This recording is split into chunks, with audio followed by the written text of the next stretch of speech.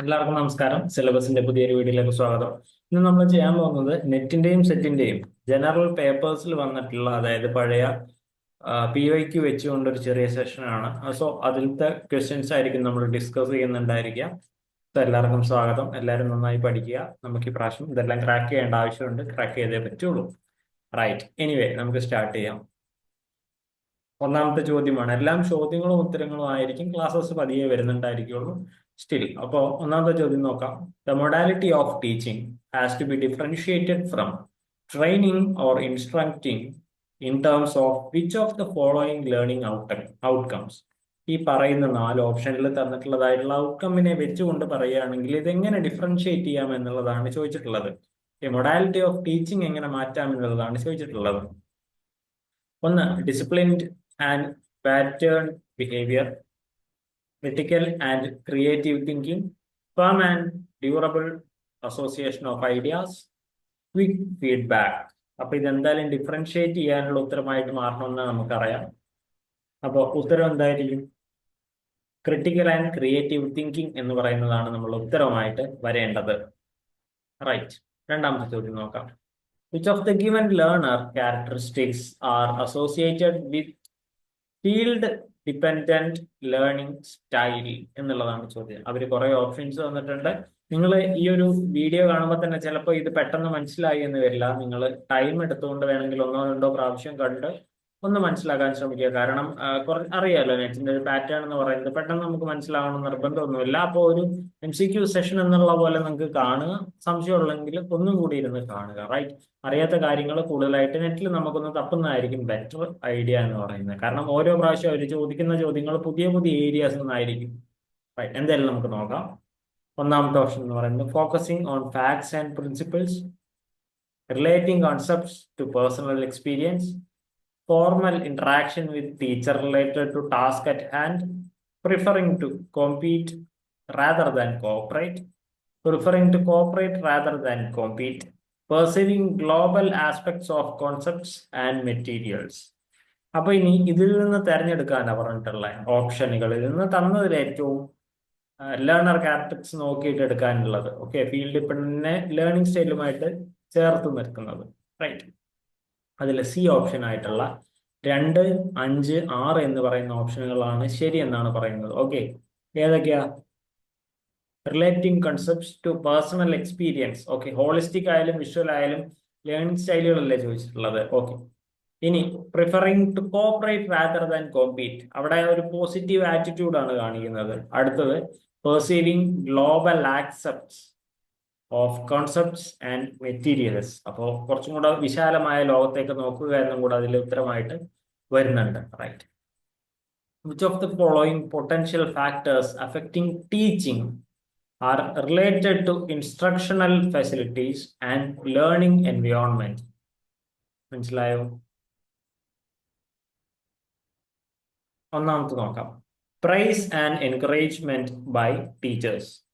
2, non availability of textbooks or reading materials for use, proactive moves in the interactive processes, shortage of highly qualified teachers, availability of smart classes. Which of the following potential factors affecting teaching are related to instructional facilities and learning environment? രണ്ട് കാര്യം നോക്കാനുള്ളത്. ഒന്ന്, instructional facilities എങ്ങനെ, 2, learning എൻവയോൺമെന്റുകൾ എങ്ങനെ. ഇതിൽ നിന്ന് തിരഞ്ഞെടുക്കണം. ഏതാണ് correct ആയിട്ട് വരാൻ സാഹചര്യമുള്ളത് നോക്കൂ. തുറന്നു നോക്കാം. ബി ഓപ്ഷൻ ആയിട്ടുള്ള 2, 3, 5 എന്നീ ഓപ്ഷനുകളാണ് വരിക. രണ്ടാമത്തെ എന്താ? Non availability of text books or reading materials four use, proactive moves in the interactive process, അതുപോലെ അവൈലബിലിറ്റി ഓഫ് സ്മാർട്ട് ക്ലാസ്സസ് എന്നുള്ളതാണ് കറക്റ്റ് ആയിട്ടുള്ള ഉത്തരമായിട്ട് വരുന്നത്. Right. When the test data tells us about a student's level of proficiency in a defined area, the procedure of evaluation is called formative ആണോ, summative ആണോ, നോം reference testing ആണോ, criterion reference testing ആണോ? ഇതിലേതാണ് test ഡാറ്റയുമായിട്ട് ചേർന്ന് വരുന്നത് എന്നാണ് ചോദിക്കുന്നത്. കാരണം ഒരു പർട്ടിക്കുലർ ഏരിയയിലെ സ്റ്റുഡന്റിന്റെ പ്രൊഫിഷ്യൻസി എത്രയുണ്ട്. ഇപ്പോൾ ഒരു സെപ്പറേറ്റ് ഒരു ടെസ്റ്റ് എടുത്തു കഴിഞ്ഞു കഴിഞ്ഞാൽ എങ്ങനെ മനസ്സിലാക്കും ആ ടെസ്റ്റ് ഏതാണെന്നാണ് ചോദിക്കുന്നത്, അല്ലെങ്കിൽ ആ പ്രൊസീജിയർ ഇവാലുവേഷൻ ഏതാണെന്ന് ചോദിക്കുന്നത്. ഇവിടെ ഏതാ വരിക? സമ്മേറ്റീവ് ഇവാലുവേഷൻ ആണ് കൃത്യമായിട്ട് വരുന്നത്. Which of the following is indicative of innovations in the evaluation system at present? Sensitisation system ആണോ, പ്രൊജക്ട് ബേസ്ഡ് ഇവാലുവേഷൻ സിസ്റ്റം ആണോ, ചോയ്സ് ബേസ്ഡ് ക്രെഡിറ്റ് സിസ്റ്റം ആണോ, ഒബ്ജക്റ്റീവ് ബേസ്ഡ് ഇവാലുവേഷൻ സിസ്റ്റം ആണോ? ഇതിൽ ഏതാണ് കറക്റ്റ് ആയിട്ട് വരിക എന്നുള്ളതാണ് ചോദിക്കുന്നത്. പ്രൊജക്ട് ബേസ്ഡ് ഇവാലുവേഷൻ സിസ്റ്റം ആണ് ഇതിൽ നിന്ന് വരിക. ഓക്കെ, അടുത്ത നോക്കാം. Identify the qualitative research designs from the list given below. ഏതാ വേണ്ടേ? ക്വാണ്ടിറ്റേറ്റീവ് അല്ല, ക്വാളിറ്റേറ്റീവ് റിസർച്ച് ഡിസൈൻസ് ആണ്. Exploring common experiences of individuals to develop a theory, controlling, manipulating, observing, and measuring the effect, exploring the shared culture of a group of people, exploring individual stories to describe the lives of people, extending generalizations from a sample to population. ഇതിൽ ഏതാണ് correct ആയിട്ട് qualitative research ഡിസൈനിൽ വരിക?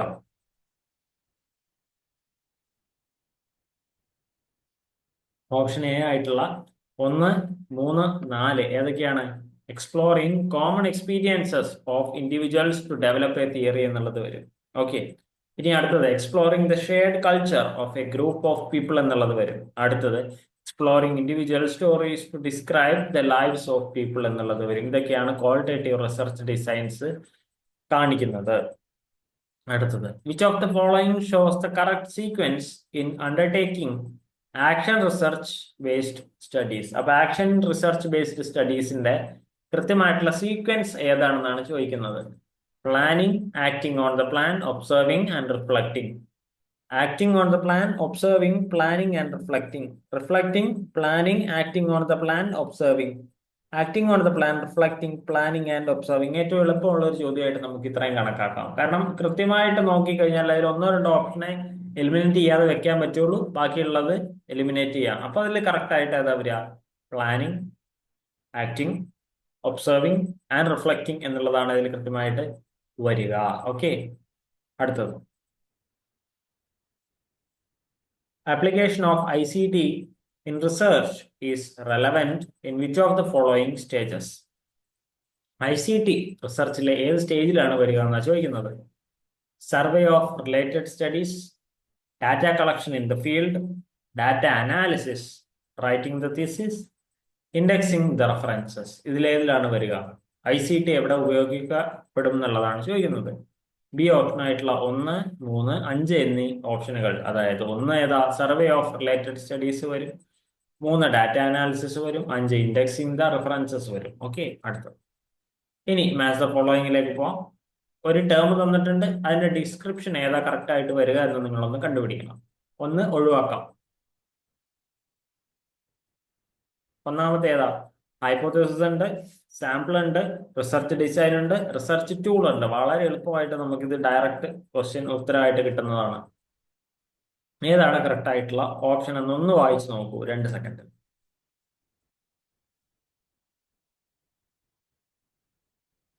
കിട്ടിയിട്ടുണ്ടാവുമെന്ന് വിചാരിക്കുന്നു. ഉത്തരം നോക്കാം.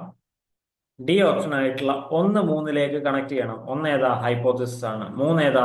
A tentative statement indicating potential solution of the problem of study. അതായത് tentative ആണ്, അത് നമ്മൾ ആ ഒരു ടൈമിൽ ഉറപ്പിക്കില്ല, മാറിക്കൊണ്ടിരിക്കുക നമ്മളുടെ ബാക്കിയുള്ള കാര്യങ്ങൾക്കനുസരിച്ച്. അതാണ് ഹൈപ്പോത്തസിസ് എന്ന് പറയുന്നത്.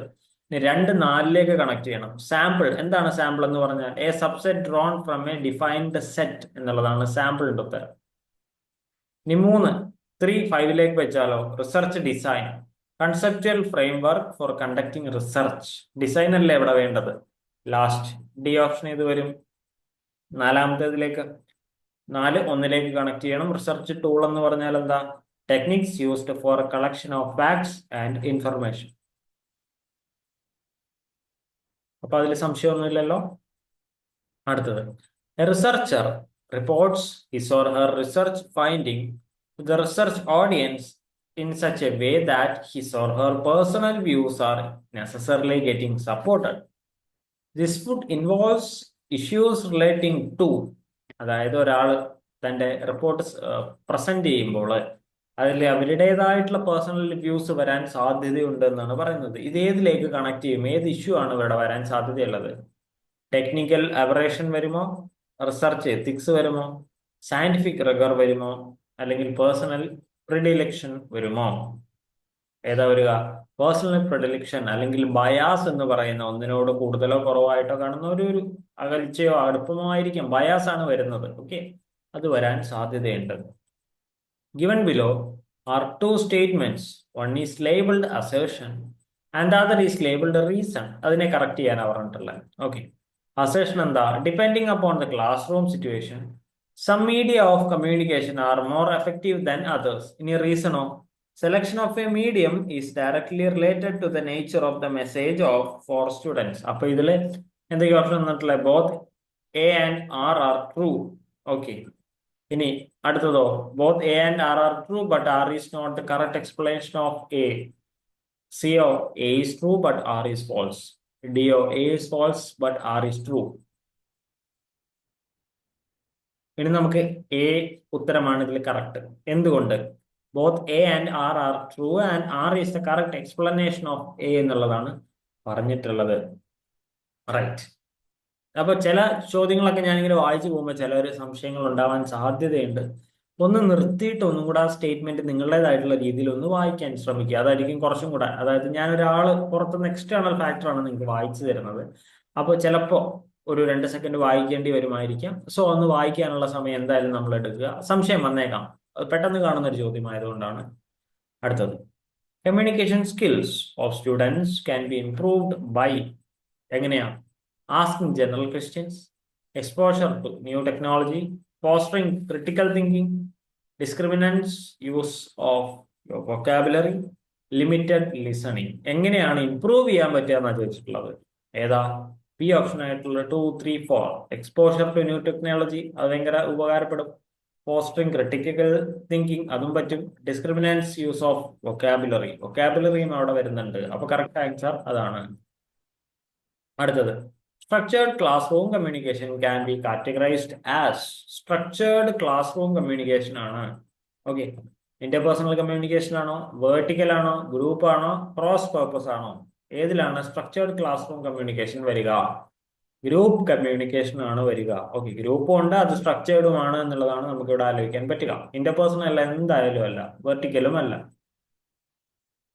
For effective communication inside a classroom, a teacher should embark upon. Effective communication ഉണ്ടാവണമെങ്കിൽ ടീച്ചർ എന്ത് ചെയ്യണം? ഐഡിയോളജിക്കൽ ലേണിംഗ് വേണം, ഇൻഡ്യൂഡേഴ്സ് വേണം, അല്ലെങ്കിൽ ഇഷ്യൂയിങ് അറ്റൻഷൻ കമാൻഡ്സ് വേണം, അല്ലെങ്കിൽ ലിസണർ അനാലിസിസ് ചെയ്യണം. ഏത് രീതിയിൽ എംബാക്ക് ചെയ്യണം എന്നുള്ള ചോദിച്ചിട്ടുള്ളത്. ലിസണർ അനാലിസിസ് ചെയ്യണം. ഓക്കെ, എന്നാലേ കമ്മ്യൂണിക്കേഷൻ എങ്ങനെ നടക്കുന്നു എന്നുള്ളത് ആദ്യം മനസ്സിലാവൂ. എന്നാൽ ശേഷമേ ബാക്കി ഘട്ടങ്ങളിലേക്ക് കടക്കാൻ പറ്റുകയുള്ളൂ. The concept of entropy as used in communication is related to. Virtual reality ആണോ, മാർക്ക് പ്ലേസ് ആണോ, ഓർഡർ ആണോ, കമ്മ്യൂണിക്കേറ്റീവ് ലാംഗ്വേജ് ആണോ? ഇതിൽ ഏതാണ് concept of entropy as used in communication? എങ്ങനെയാണ് ഇതിന്റെ കണക്ഷൻ വരുന്നത്? ഏതിലൂടെയാണ് വരുന്നത്? മാർക്കറ്റ് പ്ലേസ് എന്നുള്ളതിലാണ് ഇതിന്റെ കണക്ഷൻ വരിക. റൈറ്റ്. അടുത്തതിലേക്ക് പോവാം. Everyone believes that there is a soul, therefore you should also believe it.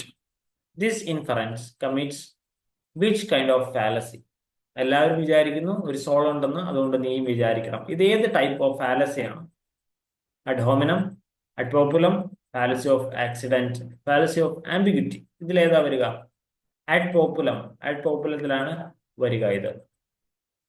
അടുത്തത്, God is great because he does great things. This inference commits which kind of fallacy? God is great but he does great things. Okay, ഏതിലാ വരിക? Ad populum ആണോ, fallacy of composition ആണോ, fallacy of division ആണോ, petitio പ്രിൻസിപ്പി ആണോ? ഏതിലാ വരിക? പെറ്റീഷ്യോ പ്രിൻസിപ്പിയിലാണ് ഇത് വരിക. അതിന് അത് വേറൊരു പേരുണ്ട്. ഈ പെറ്റീഷ്യോ പ്രിൻസിപ്പി എന്ന് പറയുന്ന ഫാലസിക്ക് വേറൊരു പേരുണ്ട്. ബെഗിങ് ദ ക്വസ്റ്റ്യൻ എന്നുള്ളതും കൂടെ ഇതിൽ വരുന്ന പേരാണ്. അതായത് ഒരു ചോദ്യത്തിൽ നിന്ന് വരുന്ന കാര്യങ്ങളാണ് ഇതിൽ ചോദിക്കാൻ സാധ്യതയുള്ളത്. ഈ ഫാലസി അങ്ങനെയാണ് വരുന്നത്. അടുത്തത്, Anil's participation in the classroom is indifferent. His parents do not find him to be active either, but his performance in examinations ranges from being good to outstanding. Therefore, he must be studying privately in a clandestine way. This is an example of which kind of pramana? പ്രമാണ ചോദിച്ചിട്ടുള്ളത്. Okay, ഏത് തരത്തിലുള്ള ഒരു പ്രമാണയാവാൻ സാധ്യതയുള്ളൂ? ഉപമാനയാണോ, അനുമാനയാണോ, അനുലബ്ധിയാണോ, അർത്ഥപത്തിയാണോ? കാരണം ഇത് അവര് വിചാരിക്കുകയാണ് ഇവൻ ഒറ്റയ്ക്കിരുന്ന് പഠിക്കുന്നുണ്ട് പ്രൈവറ്റ്ലി എന്നുള്ളത്. അപ്പൊ അതിലേത് പ്രമാണയിലാണ് വരിക? അനുമാന അല്ലെങ്കിൽ ഇൻഫറൻസിൽ നിന്നാണ് വരുന്നത്. ഓക്കെ, ഇങ്ങനെ ചെയ്യുന്നതുകൊണ്ട് ഇങ്ങനെ വരുന്നുണ്ട് എന്ന് പറയുന്നത് ഇൻഫറൻസുകളാണ് മുന്നിലേക്ക് വരുന്നത്. Okay, the distinction between Purvavat and Sheshavat is made with reference to which of the following പ്രമാണാസ്? പൂർവാവതും ശേഷാവതും ഏത് പ്രമാണങ്ങളുമായിട്ട് റെഫറൻസ് ചെയ്ത് നിൽക്കുന്നതാണ്? അനുമാനയാണോ, പ്രത്യക്ഷയാണോ, കമ്പാരിസൺ അല്ലെങ്കിൽ ഉപമാനയാണോ, അല്ലെങ്കിൽ അഭാവയാണോ, ആബ്സെൻസ് ആണോ എന്നുള്ളതാണ് ചോദിച്ചിട്ടുള്ളത്. ഓക്കെ, ഏതാ വരിക? പ്രത്യക്ഷ എന്ന് പറയുന്ന അല്ലെങ്കിൽ പെർസെപ്ഷൻ എന്ന് പറയുന്നതിലേക്കാണ് ഇത് വരിക. The term plotter is best described as. Plotter എന്തിനാ ഉപയോഗിക്കുന്നത് നമുക്കറിയാലോ. an input device to produce good quality graphics, an output device to produce drawings and graphics, a fast storage device for storing good quality graphics, a multi-purpose device for taking inputs as well as outputs. ഇല്ലേതാ correct പ്ലോട്ടറിന്റെ ഉദ്ദേശം? The output device to produce drawings. Okay, അതാണ് അതിന്റെ കൃത്യമായിട്ടുള്ള ഉത്തരം എന്ന് പറയുന്നത്. Okay, B ഉത്തരമാണ് ശരി. Produce drawings and graphics. Okay, അടുത്തത്, which of the following is correct with respect to the size of storage units? എല്ലാം അങ്ങോട്ടും ഇങ്ങോട്ടും തിരഞ്ഞാൽ നിൽക്കുന്നത്. ഓക്കെ, അപ്പോൾ ആകെയുള്ളത് ടെറാബൈറ്റും പെറ്റാബൈറ്റും എക്സാബൈറ്റും സെറ്റാബൈറ്റും മാത്രമാണ്. അപ്പൊ ഇതിൽ ഉത്തരമായിട്ട്, കാരണം നമ്മളൊരു ടെറാബൈറ്റ് ഒക്കെ ആകുമ്പോഴേക്കും നമ്മളൊരു പഠിത്തം നിർത്താൻ സാധ്യതയുണ്ട്. കാരണം GB പഠിച്ച് ടെറാബൈറ്റ് പഠിക്കുമ്പോഴേക്കും നമ്മൾ നിർത്തും, റൈറ്റ്? അപ്പൊ ഇതിലേതാണ് കറക്റ്റ് ഉത്തരം? എ ഉത്തരമാണ് ശരി. ടെറാബൈറ്റ്, പെറ്റബൈറ്റ്, എക്സബൈറ്റ്, സെറ്റബൈറ്റ്. കാരണം സെറ്റബൈറ്റ് എന്ന് പറയുന്ന ഒരു സംഖ്യ നിങ്ങൾ നെറ്റിൽ നോക്കുമ്പോഴേക്കും ഒരു ഏകദേശം നിരത്തി എഴുതി കഴിഞ്ഞാൽ 22 സംഖ്യ വരുന്നുണ്ട്. ഇതിപ്പോ 100 എന്ന് പറയുമ്പോൾ 3 സംഖ്യയുള്ളൂ, 1, 0, 0. സെറ്റാബൈറ്റ് 22 സംഖ്യകളുള്ള ഒരു സംഖ്യയാണ്. വിച്ച് മീൻസ് 21 പൂജ്യവും 1 എന്ന് പറയുന്ന അക്കവും ചേർന്നാണ് ഇത് ഈ സെറ്റാബൈറ്റ് എന്ന് പറയുന്നത്. അത്രയുമാണ് അതിന്റെ വലുപ്പം. ഓക്കെ, അതിൽ നിന്ന് കുറഞ്ഞു കുറഞ്ഞാണ് ടെറാബൈറ്റ് വരുന്നത്. ടെറാബൈറ്റ് തന്നെ എങ്ങനെയാ വരുന്നത്? ടെറാബൈറ്റ് എന്ന് പറഞ്ഞാൽ എന്താണ്? 1024 ഗിഗാബൈറ്റ് ആണ് ഒരു ടെറാബൈറ്റ് എന്ന് പറയുന്നത്. വിച്ച് മീൻസ് 1024 GB ആണ് ഒരു ടെറാബൈറ്റ്. അപ്പൊ ടെറാബൈറ്റിനേക്കാൾ വലുതാണ് പെറ്റാബൈറ്റ്, പെറ്റാബൈറ്റിനേക്കാൾ വലുതാണ് എക്സാബൈറ്റ്, എക്സാബൈറ്റിനേക്കാൾ വലുതാണ് സീറ്റാബൈറ്റ് എന്ന് പറയുന്നത്. അപ്പൊ അതുകൊണ്ടാണ് സീറ്റാബൈറ്റിന് 22 അക്കമുണ്ട്, അതിൽ 21 പൂജ്യമുണ്ട് എന്ന് പറയാൻ കാരണം. E commerce involves buying and selling of എന്താണ്? International goods, electronic goods, products related to computers, products and services over the internet. Correct simple ചോദ്യമാണ്. Products and services over the internet പറയുന്നതാണ് ഇ കൊമേഴ്സ് എന്ന് പറയുന്നത്. Buying and selling of products and services over the internet. Which of the following devices allows a user to copy an external document and save it in the electronic form onto a computer? Simple ചോദ്യമാണ്. Spammer ആണോ, scanner ആണോ, printer ആണോ, plotter ആണോ? Scanner ആണ് ഇതിനെ സഹായിക്കുന്ന കാര്യം, അല്ലെങ്കിൽ ഒരു എക്സ്റ്റേണൽ ഡോക്യുമെന്റ് അല്ലെങ്കിൽ ഒരു ഡിവൈസ് എന്ന് പറയുന്നത്. ഓക്കെ, അടുത്തത്, from the following list identify the sources of solid waste. Residential areas, oceans, institutional areas, agriculture, dust stops. ഇതിൽ നിന്ന് തിരഞ്ഞെടുക്കാനാണ് പറഞ്ഞിട്ടുള്ളത്. ഡി ഓപ്ഷൻ ആയിട്ടുള്ള 1, 3, 4. 1 എന്ന് പറഞ്ഞാൽ റെസിഡൻഷ്യൽ ഏരിയാസ് വരും, 3 എന്ന് പറഞ്ഞു കഴിഞ്ഞാൽ ഇൻസ്റ്റിറ്റ്യൂഷണൽ ഏരിയാസ് വരും, 4 അഗ്രികൾച്ചർ ഏരിയാസ്. ഓക്കെ, ഇതൊക്കെ സോളിഡ് വേസ്റ്റിന്റെ സോഴ്സസ് ആണ്. ഓക്കെ, അടുത്തത്, which of the following statements about the volatile organic compounds VOC are correct? volatile organic compounds നെ കുറിച്ചിട്ടുള്ള ഏത് സ്റ്റേറ്റ്മെന്റ് ആണ് ശരി? They cause acid rains, They may cause acid rains. They play an important role in the formation of photochemical smoke. ഏതാ correct ഉത്തരം? രണ്ടും മൂന്നും മാത്രമാണ്. They may cause cancer. Okay. അടുത്തത് ഫോട്ടോകെമിക്കൽ സ്മോക്കുകളുടെ ഫോർമേഷൻ. ഓക്കെ, ഇത്രയുമാണ്. സോ ഈ ഒരു ചെറിയ ഒരു ടോപ്പിക് അല്ലെങ്കിൽ ഈ ഒരു MCQ സെഷൻ ഞാൻ തൽക്കാലം ഇവിടെ നിർത്തുകയാണ്. അടുത്തൊരു ക്ലാസ്സിൽ വേറെ കുറച്ച് ചോദ്യങ്ങളുമായിട്ട് എന്തായാലും വരുന്നതായിരിക്കും. സോ മനസ്സിലാവാത്ത ഭാഗങ്ങൾ ഉണ്ടെങ്കിൽ ഒന്നും കൂടെ സ്റ്റേ അല്ലെങ്കിൽ ഒന്നും കൂടെ പോസ് ചെയ്ത് നിങ്ങൾ കാണാൻ ശ്രമിക്കുക. എന്തെങ്കിലും വാക്കുകൾ അറിയാത്തുണ്ടെങ്കിൽ ഒന്ന് ഗൂഗിൾ ചെയ്ത് നോക്കുക. കാരണം ഗൂഗിൾ ചെയ്യുമ്പോഴാണ് നമ്മൾക്ക് ഒന്നിൽ നിന്ന് ഒന്നിലേക്ക് പോകാനുള്ള കണക്ഷൻ കിട്ടുക. ഇപ്പൊ VOC എന്താണെന്ന് അറിയാത്ത ഒരാളാണെങ്കിൽ ഡയറക്റ്റ് അതിലേക്ക് പോകാനൊരു ചാൻസ് ഉണ്ട്. അപ്പോഴായിരിക്കും അതുമായിട്ട് ബേസ് ചെയ്തിട്ടുള്ള എന്തെങ്കിലും ഒരു സമ്മിറ്റോ അങ്ങനെ എന്തെങ്കിലും വരാൻ സാധ്യതയുള്ളത്. ഓക്കെ, കുറെ സമ്മിറ്റുകളൊക്കെ നമുക്ക് പഠിക്കാനുണ്ട്. റയോ ഡി ജനറോ തൊട്ടിട്ടുള്ള കുറെ കാര്യങ്ങൾ പഠിക്കാനുണ്ട്. സോ അങ്ങനെയുള്ള ഒരു ഏരിയ ആണെങ്കിൽ ഒന്ന് ഗൂഗിൾ ചെയ്ത് നോക്കുന്നത് നമ്മളെ വളരെയധികം സഹായിക്കുന്നതാണ്. കാരണം പരീക്ഷയുടെ ഒരു മോഡൊക്കെ മാറി വരുന്നുണ്ട്. അപ്പൊ കുറച്ചും കൂടെ ഡീപ്പറായിട്ട് നമ്മൾ പഠിക്കേണ്ട ആവശ്യമുണ്ട്. സോ എനിവേ, അടുത്തൊരു ക്ലാസ്സിൽ കാണാം.